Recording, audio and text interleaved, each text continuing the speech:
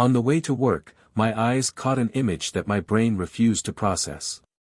The slow traffic, the engines purring impatiently, and there, just a few meters away, a black car that I would recognize anywhere. Inside it, my wife. Beside her stood a man I had never seen before, but whose confident smile and hand resting casually on his leg told me everything I needed to know. My heart raced. The air in the car became heavy. The mind, in a whirlwind of assumptions and hypotheses, refused to accept what the eyes had already revealed. But there was no room for doubt anymore, not after the way she turned her face to him, laughed at something he said, leaned toward him like someone giving herself over without reservation. It wasn't a coincidence. It wasn't a coincidence. It wasn't a misunderstanding. My fingers gripped the steering wheel tightly, and before I could rationalize anything, my instincts took over. I followed the car. The engine roared under my rush, adrenaline pumping uncontrollably. My body seemed moved by something primitive, a hunting instinct, a visceral need to see with my own eyes how far this was going. And that's exactly what I did. They parked at a small, inconspicuous cafe, the kind no one would notice. A hidden place, perfect for whispered secrets and forbidden promises. She got out of the car with a lightness I hadn't seen in years, a happiness that hit me like a punch in the stomach. The man opened the door for her, touching her back in an intimate and possessive way, as if he had every right. As if she belonged to him. I walked towards them without thinking. My legs moved on their own, my chest heaved. She laughed again, threw her hair back, and then our eyes met. Her laughter died instantly. His eyes widened, the color drained from his face. The man beside him noticed the change and turned to me with a half smile, perhaps trying to gauge the situation, perhaps thinking he could get away with it. But he had no idea what had just happened. From the pain that lodged in my chest like a hot blade. From the abyss that had opened beneath my feet.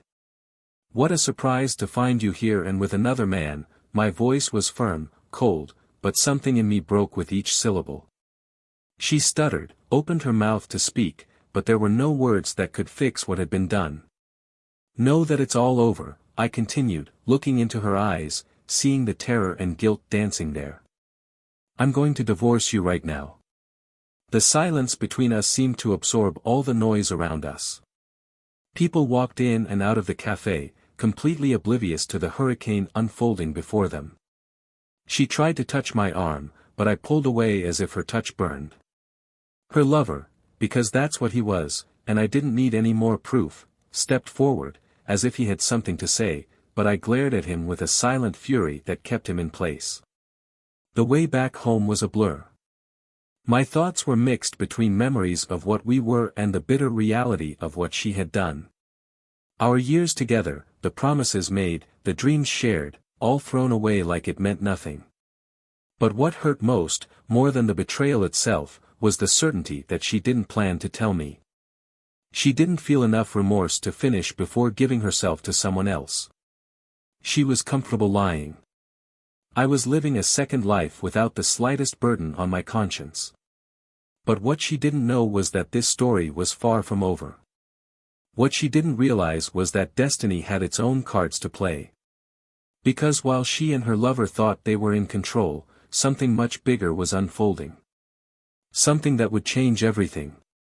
Because the true weight of betrayal doesn't just fall on those who are betrayed. It returns, like an inevitable shadow, to haunt whoever committed it. And when the past meets the present, when the masks fall and the truth reveals itself, the game changes. The issue is not just about the end of a marriage. It's not just about a wounded man. It's about what happens next. About the unexpected. About how, sometimes, what we think is lost can just be the beginning of something much bigger. But what really happens when betrayal turns against the person who betrayed? When does fate decide it's time to balance the books? That's where the real story begins. And nothing, absolutely nothing, will be the same as before. Welcome to the channel. Here, we never support any type of betrayal. All the stories are fictional, but they reflect a harsh truth. betrayal destroys lives, families, and leaves irreversible marks.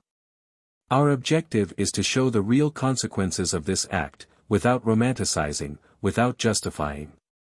Now, get ready, because the story you are about to hear is intense, shocking, and full of twists. Happy listening. The morning began like any other in Daniel's life. The sun filtered in lazily through the crack in the curtains, casting soft shadows across the spacious room. He stretched, feeling his muscles stiff from a restless night's sleep. The alarm clock showed 6:32 a.m., but he had already been awake for a while. The habit of getting up early had taken root over the years, the result of an organized, regulated life, planned down to the smallest detail. Beside her, Anna was still sleeping soundly, her face relaxed, her hair spread across the pillow like a natural frame for her delicate beauty. He watched her for a moment, remembering when everything seemed simpler, lighter. He remembered when he woke up eager to see that smile first thing in the morning, when the simple sight of her made his chest fill with something he couldn't describe, but he knew was love. Now, that feeling seemed like something distant, an echo of the past. He got up slowly so as not to wake her, walking to the bathroom. The mirror reflected a man who wasn't exactly the same as he was a few years ago. There were more lines on his face, a slightly more tired look, less sparkle in the brown eyes that previously brimmed with ambition. Time wasn't kind, but it wasn't just time. The weight of routine, of responsibilities, of the constant feeling of carrying something invisible and exhausting on your shoulders. He sighed, turning on the tap and splashing cold water on his face, trying to clear away the fog of thoughts that had insisted on hanging over him since the early hours of the day. Anna moved in bed when he left the bathroom, slowly waking up. When she opened her eyes, she blinked a few times before smiling slightly at him, a mechanical, automatic smile, the kind someone gives out of habit, not out of genuine emotion. She used to be different. He remembered the times when she would pull him close before he even had time to get out of bed, murmuring something about staying 5 more minutes, about how she loved it when he was there with her. Now, those small gestures were gone. He couldn't say exactly when the change began, when the touches became rarer, when the kisses became mere hurried seals before leaving the house, when her look stopped being full of life when she saw him. She stood up slowly, running her fingers through her hair to fix it before walking to the kitchen. Daniel followed her with his gaze for a moment before putting on his dress shirt and straightening his tie in the hallway mirror. Breakfast passed in a comfortable but dense silence. Neither of them seemed willing to fill that empty space between them, that void of unspoken words and unexpressed feelings. It was curious how silence could say so much without needing a single word. The two had been a couple envied by many. They met at college, fell deeply in love and, since then, they had been inseparable. Everything seemed to fit together perfectly. Daniel was ambitious, disciplined, determined to build a stable life, while Anna brought lightness, spontaneity, a balance that seemed to complete his life in a way that no one else could. They got married when they were still young, full of dreams and plans for the future. Time passed and life took its course. Financial stability came, challenges were overcome, but somehow, in the midst of all this, something was lost. What was once a vibrant marriage, full of passion and complicity, had become something predictable, almost mechanical. Did they love each other? Yes, he thought so. But was love alone enough? Daniel didn't like to admit it, but he felt something was wrong. Small details began to catch his attention. The way Anna was always distracted, how sometimes she seemed far away, even when she was by her side. Her cell phone, which used to be left lying around the house, now seemed like an inseparable object, always close, always protected. The short answers when he asked how her day had been, the avoided looks, the empty apologies. It all accumulated, forming an invisible weight that he couldn't ignore. That morning, he watched Anna leave the house before him, something that was unusual. She always went out afterwards, liked to drink her coffee calmly, and watch the morning news. But now, suddenly, there was a rush, there were commitments that didn't exist before. He tried to push the thoughts away, but they insisted on coiling around his mind like a storm about to brew. He finished his coffee quickly, grabbed his briefcase and car keys, and left for work. The way to the office was monotonous, the traffic flowed as always, the same apathetic faces in the cars next to him, the same streets he walked through every day. But that morning, something different happened. Something that would change everything. Something he never imagined he would see.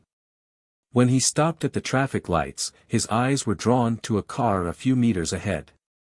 A black model, windows partially open, and inside it, Anna. She was not alone. Daniel couldn't move, his fingers gripped the steering wheel so hard his knuckles turned white. His heart beat faster, a cold feeling crept up his spine. He blinked, as if he needed to make sure he was seeing correctly. But there was no mistake. It was her.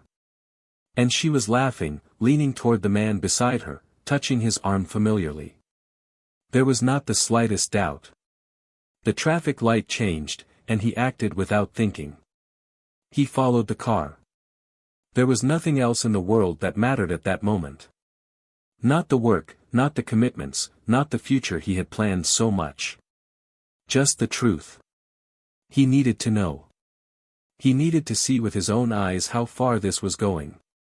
Each kilometer traveled increased the tension, each curve brought a new wave of anxiety. And then, they parked. Daniel watched from afar, feeling his heart hammering in his chest. It was there, at that moment, that he would finally have the answers he feared so much. He took a deep breath, got out of the car, and walked towards them. With each step, reality became clearer. And he knew, before he even uttered a single word, that nothing would be the same again. The car parked in front of a small, discreet restaurant, hidden among commercial buildings and shops with faded facades. Daniel kept a safe distance, watching every movement.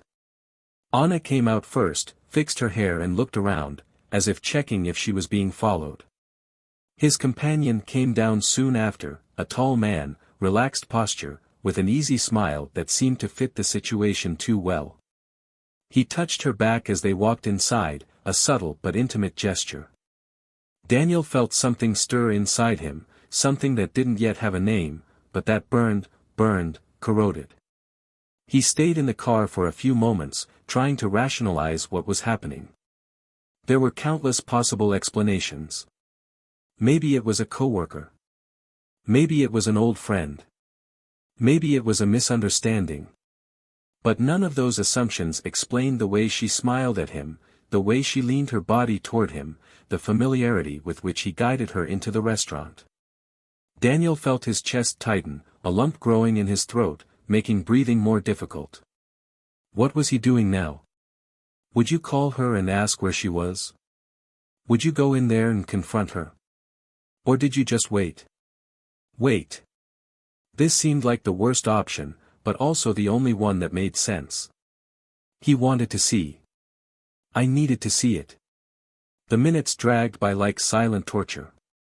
From the car window, Daniel could glimpse part of the interior of the restaurant, where Anna and the man were sitting, talking. She gestured as she spoke, her eyes shining with an excitement he hadn't seen in a while. It hit him like a knife in the chest. It had been months, maybe years, since she had looked at him like that. Something inside him broke when he realized this. He didn't want to believe it, but the evidence was there, laid out before him. When Anna touched the other man's hand across the table, Daniel knew there were no more doubts. The air failed him, his pulse pounding in his ears. He felt a strange cold run through his body, as if his skin was being ripped off, as if the world had lost its color, its sound, its meaning. What should he do? Break into the restaurant? Scream? Throw everything you felt in her face? But he held back. I needed more. I needed to understand the extent of that. I needed to know how long I had been being deceived. Dinner passed without haste, with laughter, complicit looks and gestures that shouted what the words had not yet confirmed. Daniel wanted to look away, he wanted to get away from there and pretend that none of this was happening. But he couldn't. He continued to watch, feeling every part of him crushed under the weight of the truth. Then, he saw the two of them get up, pay the bill and leave, walking side by side to the man's car. Anna hesitated for a moment before entering. She touched his arm, smiled shyly, and then slid into the passenger seat. The car started slowly, and Daniel followed them without thinking. The road was familiar, but the destination was a shock. A hotel. Small, discreet, the kind of place no one would notice if they weren't looking. The car parked, and the two got out. The man checked in while Anna waited, biting her lip, a nervous gesture that Daniel knew well. He had seen her do this countless times, but he never imagined he would witness it under such circumstances. When they received the key and walked inside, something inside him broke. The pain was physical, a punch to the stomach, a blow that left him breathless. He wanted to run up to her, pull her by the arm, ask her how she had the courage. But it stopped. Just watched. He watched his wife disappear through that door as if that were normal, as if that didn't destroy everything they had built. Reality crashed down on him with an unbearable weight. The marriage he believed to be solid, the woman he trusted, the life he thought he had, everything crumbled before his eyes. His chest burned, his heart hammered against his ribs. A part of him wanted to believe that she would get out of there in a few minutes, that she would realize her mistake, that she would come back regretting it. But the door remained closed. Time passed, and she didn't leave. The silence around her seemed to amplify her pain. The world continued to spin, indifferent to what he was feeling. Cars passed on the street, people walked, talked, laughed, without imagining that, there, inside a car parked in front of a hotel, a man was watching his life fall apart. What would he do now? Would you scream? Would you go in there to confront them? Or would you just accept it? He didn't know. All I knew was that, in that moment, something had changed forever. He would never be the same again. And neither does Anna. Daniel didn't remember exactly how he got home that night. His mind was numb, thoughts jumbled together in an avalanche of memories, doubts, and pain. Her body moved automatically, but her mind was trapped in that scene, in that hotel door that closed, in that decision that Anna made without hesitation. Everything seemed unreal, as if he were a spectator of his own life, watching a film in which he was the defeated protagonist, the one who never realized the trap that was forming around him. The silence inside the house was deafening. Every corner of that space he once called home now seemed to suffocate him, as if everything there carried the shadow of betrayal.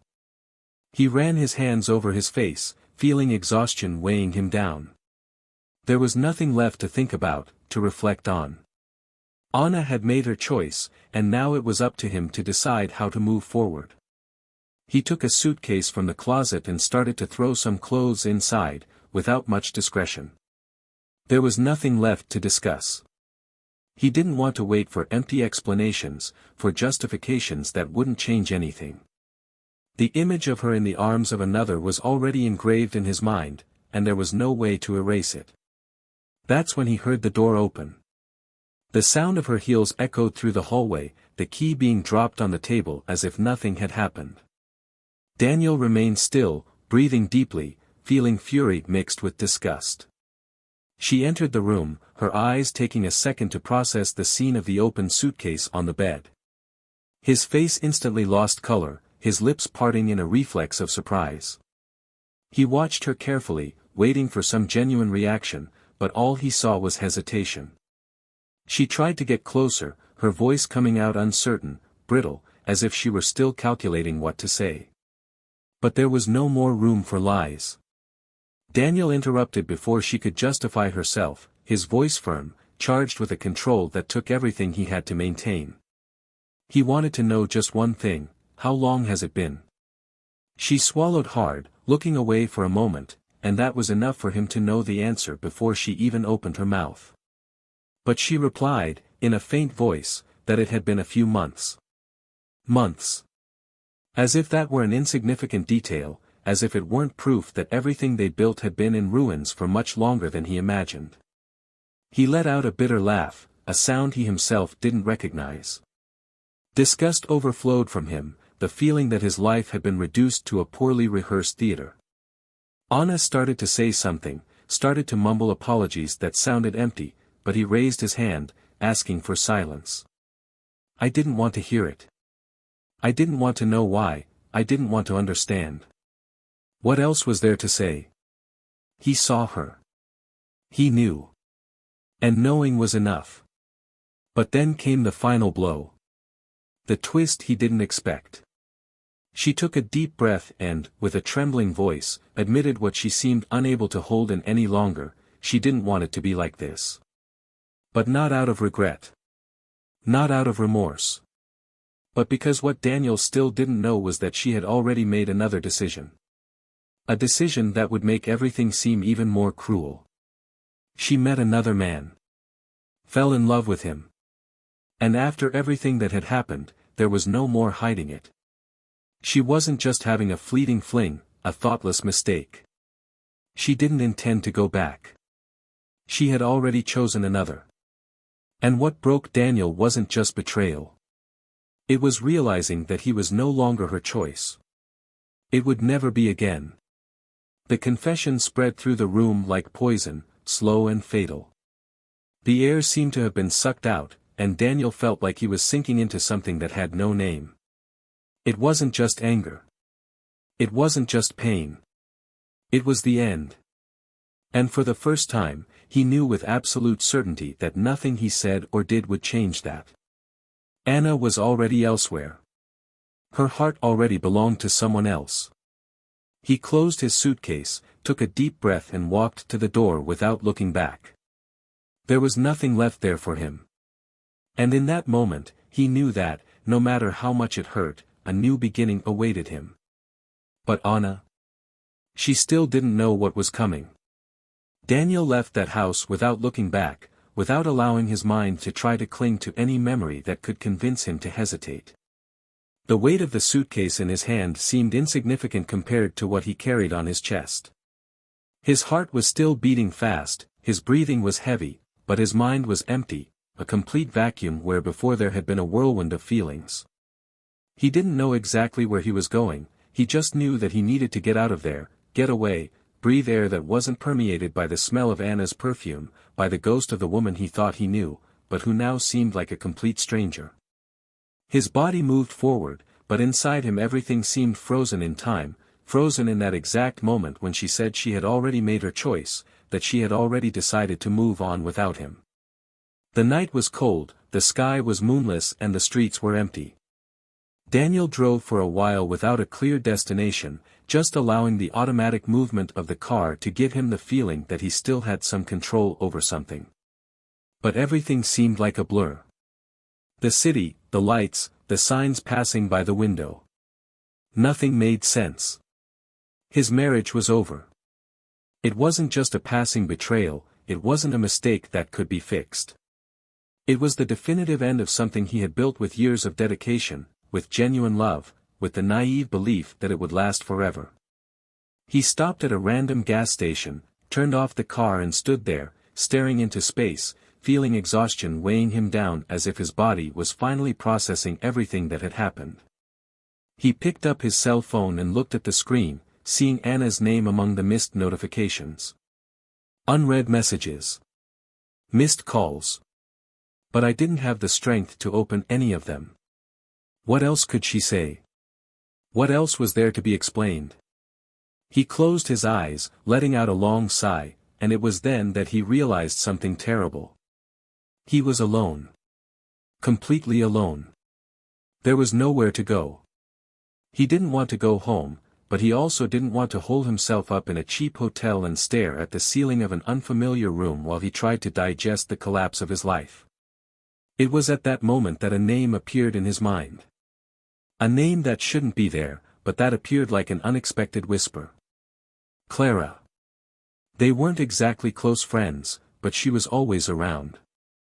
They worked together for a few years, and he always admired her intelligence, her calm and insightful way of seeing the world. He didn't know why he thought of her at that moment, but maybe it was because, out of all the people he knew, she was one of the few who wouldn't feel sorry for him. And he didn't want pity. I didn't want looks of compassion, empty words of comfort. He just wanted to exist for a few hours without being defined by the betrayal he had just suffered. Before he could rationalize too much, he took out his cell phone and typed a short message, without details, without explanations. He just asked if he could see her. The answer came almost instantly, a simple, "Sure, where are you?" Half an hour later, he parked in front of her building. Clara was waiting for him at the door, her arms crossed, her expression serious, but without that look full of judgment that he feared encountering. When he got out of the car, she didn't say anything. She just watched him for a few seconds before opening the building's door and entering, as if she knew he would follow her without needing a verbal invitation. The apartment was small but cozy, with minimalist furniture and soft lighting that contrasted with the storm raging inside. He threw his suitcase on the floor and sat down on the couch, running his hands over his face, feeling the tension build up in his shoulders. Clara took 2 glasses and a bottle of wine, sat down next to him and waited. He didn't ask anything, he didn't try to break the silence. It just stood there, giving him the space he needed to find his voice. And then, the words came. Not all at once, but in pieces. He told it without many details, without needing to emphasize the obvious. Clara listened to everything without interrupting, without expressing surprise or exaggerated indignation. When he finished, she just took a sip of wine and let out a long sigh. He expected her to say something comforting, something that would ease the pain a little, but instead, she looked directly at him and said something that caught him off guard. "And now? What are you going to do?" He blinked, confused. I didn't know the answer. He didn't know what to do other than stay there, feeling the weight of his new reality. "You can spend the night here if you need to," she continued, without any innuendo, without any ulterior motives. Just a gesture from someone who understood that he wasn't ready to face the emptiness of a hotel room or, even worse, the house that now felt like a tomb. And that night, Daniel slept on the couch, without dreams, without real rest, but for the first time without the feeling that he was drowning. Dawn brought a clarity he hadn't expected. When he opened his eyes, he noticed something strange. I no longer felt that desperate need to understand what had happened, to find a reason, to look for answers that wouldn't change anything. What had happened was already done. Anna had moved on. And now, it was his turn. He took out his cell phone and, without thinking much, typed a short message. Not for Anna, but for her lawyer. It was time to move on. But in the right way. No resentment, no despair. Just with the certainty that, sometimes, the worst thing that can happen to someone is also the liberation they never had the courage to seek. The sun was slowly starting to rise above the horizon when Daniel opened his eyes. The light filtered through the curtains of Clara's small apartment, casting soft shadows across the room. The faint smell of coffee filled the air, mixed with the distant sound of cars moving on the streets below. He blinked a few times, trying to organize his thoughts. For a brief moment, he had the illusion that it had all been a nightmare. But reality came full force as soon as his mind filled in the blanks. The marriage was over. Anna had made her choice. And now he needed to find a way. He got up from the couch slowly, his muscles still tense from the night before. When he looked to the side, he saw Clara sitting at the table, her eyes attentive to the phone, but without any real interest in what she saw on the screen. When she realized he was awake, she looked up and gave a half smile, but said nothing. Daniel walked to the kitchen and poured himself some coffee, feeling the warmth of the cup in his hands as a reminder that he was still there, that life went on regardless of what had happened. He sat down opposite her, without rushing, without needing words. The silence between the two was comfortable, and perhaps it was the first time in a long time that he felt like this. Just present. Clara placed the phone on the table and watched it for a moment before breaking the silence. His voice was calm, but there was something sharp in his words, a firmness he hadn't expected. You look different. Daniel raised an eyebrow, taking a sip of coffee before responding. Like this? She leaned forward slightly, resting her elbows on the table, as if studying every nuance of his expression. Last night, you were broken. Today, you feel lighter. He frowned, trying to understand if that was true. Did some part of him actually feel lighter? It wasn't exactly that. The pain was still there, throbbing beneath the surface, but something had changed. Maybe it was acceptance. Maybe it was the simple fact that he had slept without drowning in anger. I don't know if light is the right word, he murmured, turning the cup between his fingers. But I think I realized I don't have a choice. I need to move on. Clara nodded slowly, as if expecting this answer. You know that doesn't mean it's going to be easy, right? Daniel let out a dry, humorless laugh. I already noticed. For a moment, neither of them spoke. The coffee was getting cold in the cup, and the clock on the wall ticked away without waiting for it to be ready. It was then that Clara crossed her arms on the table and tilted her head slightly. So what are you going to do now? The question hung in the air like a suspended knife. He knew he would need to respond, but the truth was he didn't have a plan yet. His lawyer had already been contacted. The divorce would take its course. But what then? Where would you go? What would you do? I'm thinking about traveling a bit, he said after a while. Get out of here, clear my mind, maybe go somewhere where nothing reminds me of her. Clara raised her eyebrows, a slight hint of surprise in her expression. That doesn't sound like you. Daniel smiled, and this time, it was a genuine smile. Maybe because I don't know who I am anymore either. She held his gaze for a moment before getting up and taking her cup to the sink. Maybe that's exactly what you need to find out. He followed her with his gaze, trying to understand what was behind that sentence. Clara has always had a direct way of seeing the world, a way of seeing things without filters, without fuss. And, somehow, that made him feel like he didn't need to pretend anything around her. He didn't need to show that he was okay when, in fact, he still felt the bitter taste of betrayal in his throat. I know this is the part where people say time heals everything, she continued, turning to face him again. But honestly, I think time only gives you space to decide what to do with the pain. He didn't respond right away. Somehow, those words hit him harder than any empty advice he could have heard. You speak like someone who has been through this, he commented, observing her curiously. Clara let out a sigh and sat down again. I've been through it. In different ways. And the truth is that no one comes out of betrayal without scars. But you choose what you do with them. Daniel absorbed this in silence. He never imagined that Clara had gone through something similar. He always saw her as someone unshakable, someone who seemed to have everything under control. But, at that moment, she realized that perhaps her strength came from exactly that. Of having faced something that almost destroyed her, but choosing not to define herself by it. He finished his coffee and looked at the clock. It was already past 8 in the morning. The world outside moved on, indifferent to what happened to him. And suddenly he felt that this was what he needed to do too. I need to take care of some things, he said, getting up and picking up his suitcase. Clara followed him to the door, her arms crossed, as if she wanted to say something but was hesitating. When he was about to leave, she finally spoke. Daniel. He turned around, waiting. You're going to be okay. It may not feel like it now, but it will. He held that look for a few seconds and, for the first time in a long time, he believed that maybe it was true.